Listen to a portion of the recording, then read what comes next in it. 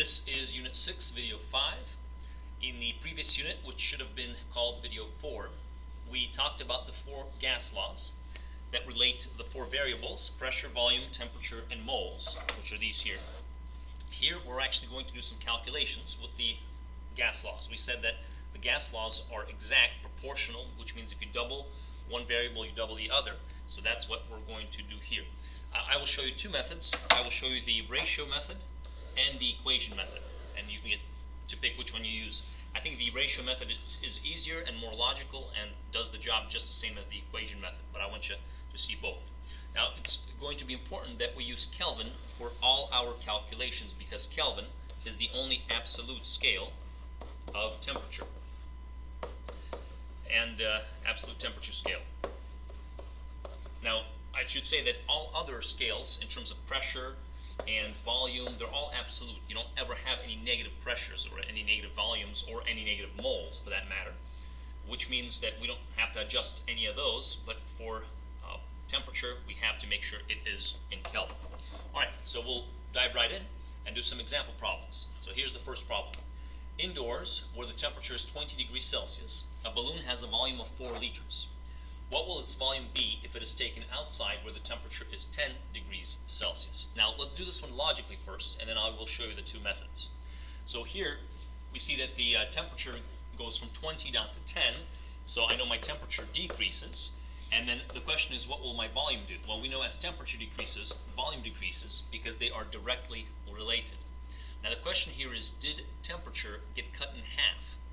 Did it reduce by half? Well, it looks like from 20 to 10 is half, but that is not true because Celsius is not an absolute scale, so we have to convert this to Kelvin.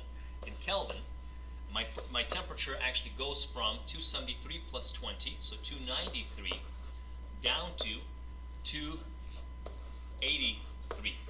A 10 degree decrease is actually a small fractional decrease in temperature. So the volume will actually decrease by this ratio, which is not much.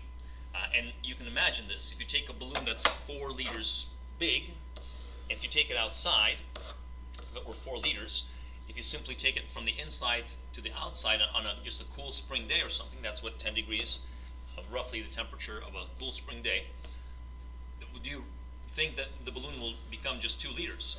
And this is highly unlikely, and actually it will not. It will actually decrease by a tiny amount imperceptibly. You won't be able to see the small decrease. It'll look the same to you. So the way to do this is to realize that we have to use Kelvin. Now let me show you the ratio method, and then I will show you the equation method. The way I will do the ratio method is keep track of our variables. So we got temperature and volume. So we have a first temperature and a second temperature. We have a first volume and a second volume. You could have flipped these. You could have written the volumes first. It doesn't really matter. And the temperature, the first temperature is 293 Kelvin. The second temperature is 283 Kelvin.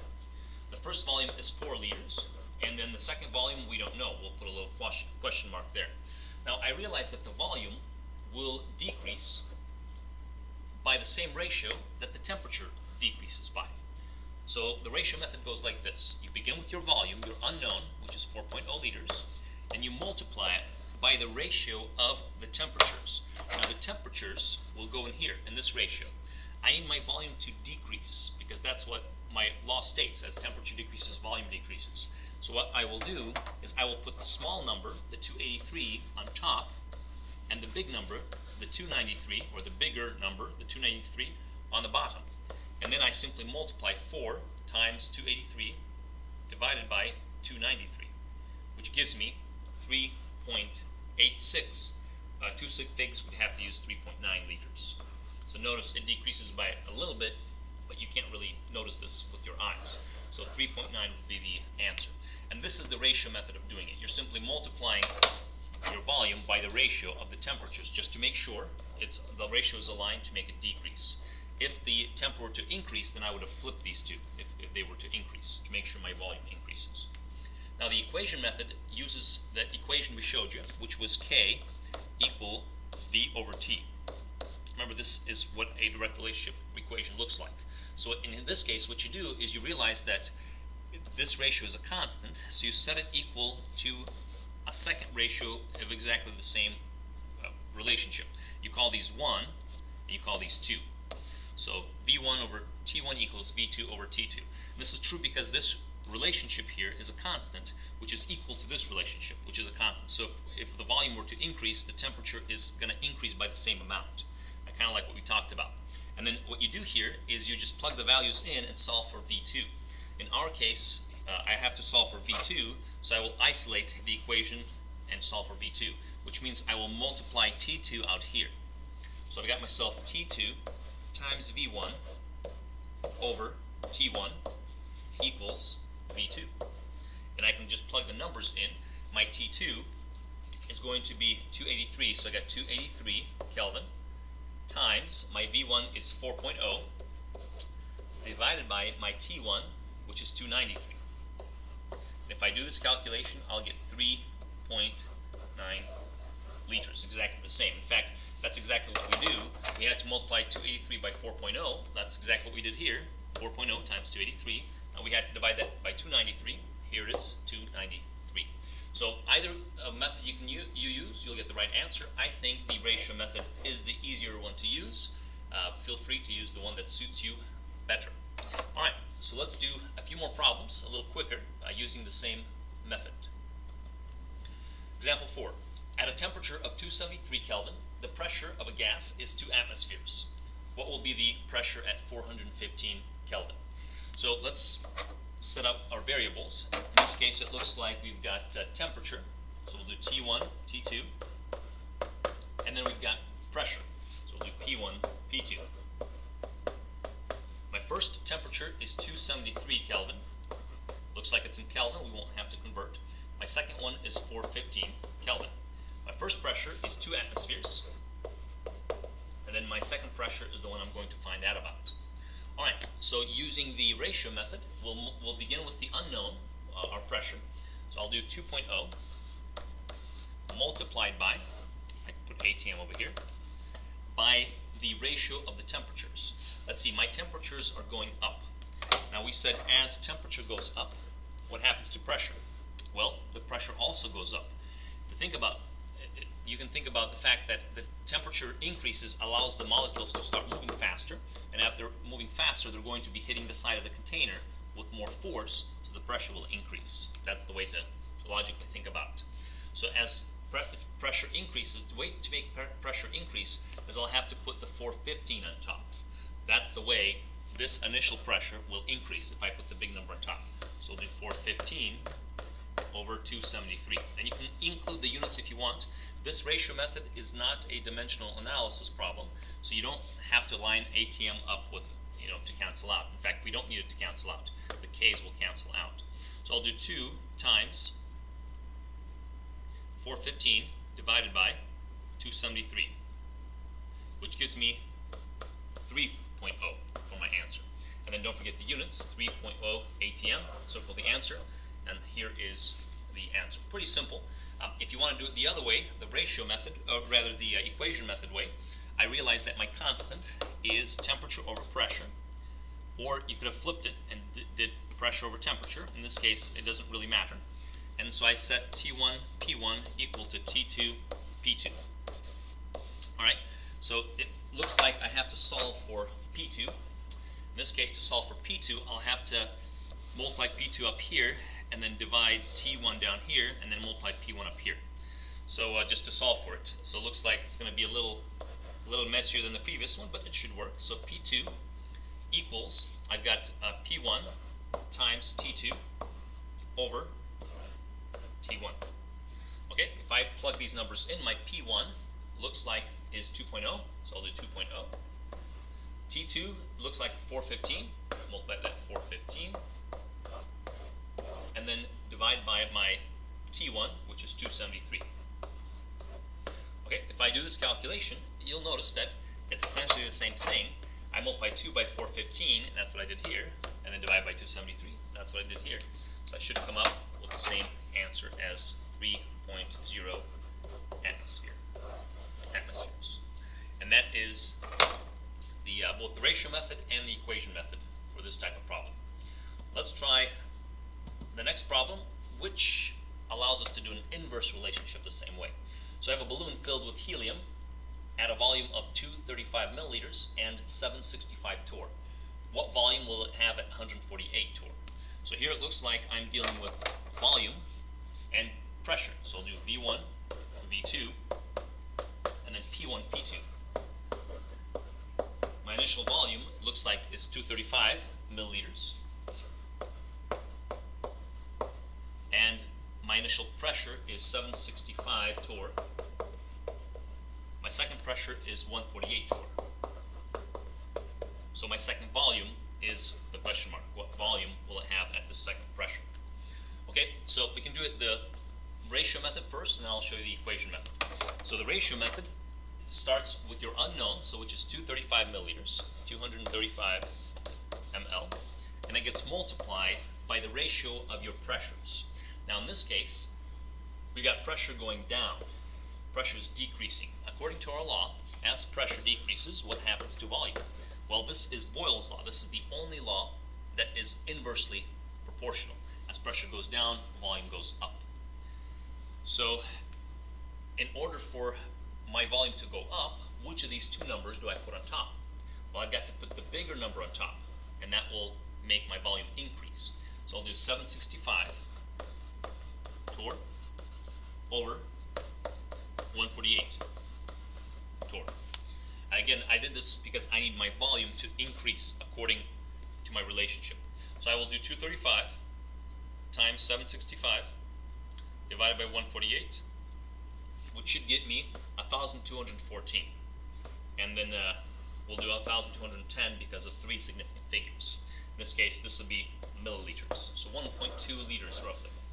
Alright, and that's what I expect, because as the pressure is increased, that's probably, or rather, as the pressure got decreased, in this case, the volume just increased. And that's the idea. Good. Now, if we use the equation method, we said that for the equation, our constant equaled P times V. So because the product P times V is a constant, we can actually equal it to another P times V. So P1 V1 equals P2 V2. What you can then do is simply solve for V2, and that's the unknown here. So V2 will simply divide P2 down here. So our equation will say V2 equals P1 times V1 over V2. And we can simply plug the numbers in. Our P1 is 765. Our V1 is 235. And our V2 is, whoops, and this is what happens when you do the equation method. You mess up on your P2, right? So our P2 is 148. And it ends up being the same thing. You multiply 765 by 235 divided by 148. 765 times 235 divided by 148. So our answer comes out to still be 1210 milliliters. And then demonstrated to you that the equation method you could accidentally mess up sometimes, but it should give you the same answer. Notice our answers match. I do myself like the ratio method better, so we'll go with that. All right, go ahead and pause the video, try this problem, make sure you can do it on your own, and then let's finish up with a two-step problem. It turns out that these could get a little more complex, a little more involved. And here it says a gas has a volume of 175 liters at 18 Celsius and 150 kilopascals, which is our pressure. At what temperature would the gas occupy 1.3 liters at 210 kilopascals? So we have three variables now changing. We have a volume, a temperature, and a pressure. Now, two of these change. The volume changes and the pressure changes, and we're asking what would the temperature be, the final temperature be. So this is going to be the same thing, except now we have more than one variable that's changing, and we can treat these directly or indirectly as before. All right, let's go and write down our knowns, what we know. So in this case, looks like we have volume, so we have V1, V2. Looks like we've got temperature, we've got T1, T2, and looks like we've got pressure, P1, P2. Let's go ahead and fill these in. So my volume is 1.75 liters at 18 Celsius. Now 18 Celsius has to be converted Kelvin, you add 273, which gives you 291 Kelvin. Make sure I've done that right. 273, 283, and 292, isn't it? No, that's right. 273 plus 291. Again, we added 273 in this case. And our pressure, correct, is 150 kPa, kilopascals, 3 sig figs. Alright, so our second volume is 1.30 liters. Our second temperature is the unknown. It's asking us what that would be. And the second pressure is 210 kilopascals. Now, we can do it the same way as before. Let's first do the ratio method. What I will do with the ratio method is I will begin with my unknown, 291 Kelvin. And then in this case, I will multiply by two ratios. One of them will contain the volume numbers. One of them will contain the pressure numbers. Now, which numbers goes on top is related to temperature. So, for example, if my volume decreases, here I see that my volume is decreasing. My question is, what will that do to temperature? Well, I know as that temperature and volume are directly related. So as volume decreases, temperature must decrease. So, by the way, I'm always comparing it against temperature because that's the initial, right? The first number must be adjusted by the volumes. So for temperature to go down, since volume is going down, I've got to put the small number on top, 1.30 liters over 1.75. This ratio here is less than 1, and being less than 1, it will pull the temperature down as you multiply by it. We do the same analysis with pressure and temperature. Looks like my pressure is going up, my pressure is increasing. Well, anytime pressure increases, temperature must increase because they are directly related. So to make temperature increase, I'll put the big number on top. I'll put the 210 on top here, kPa, and I'll put the 150 kPa on the bottom. Because again, as this ratio is greater than 1, it will be multiplied eventually by the temperature, increasing the temperature.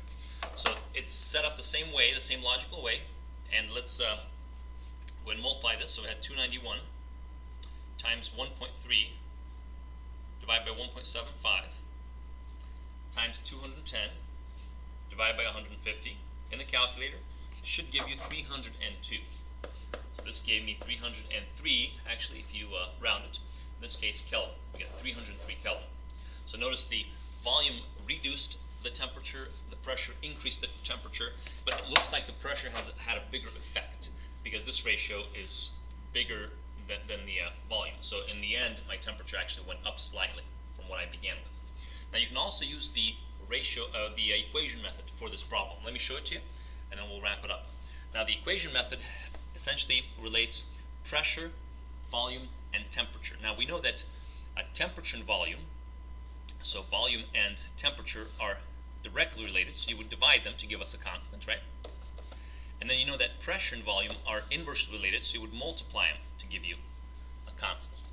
So our equation will look like this. V1 divided by T1 times P1 equals then V2 divided by T2 times P2, like this. All right, let's hope we don't mess up here.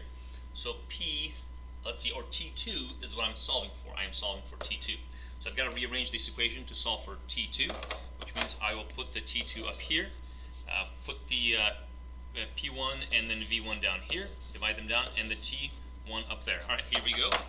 And my equation says T2 equals, my original is V2 times P2, and then I'm multiplying by T1, and then dividing by V1 and P1. All right, now we can go ahead and plug these numbers in. Let's go doing it down here. So T2, my V2 is 1.30. So you got 1.30. My P2 is 210. My T1 is 291 over my V1, which is 175, and my P1, which is 150. Alright, if we plug this in, does it give us the same answer as before? Well, it looks like we're multiplying 1.3 times 210 times 291. Well, 1.3 times 210 by 291, that's correct, that's on top. And we're dividing it by 175 and 150. 175, 150 are on the bottom. Correct. So our answer will still be 303 Kelvin. And notice that it took a little more algebra, and if you're into algebra, then no shame in that, and we can do it either way. All right, go ahead and try one on your own, and this will wrap up for us the 5th lesson.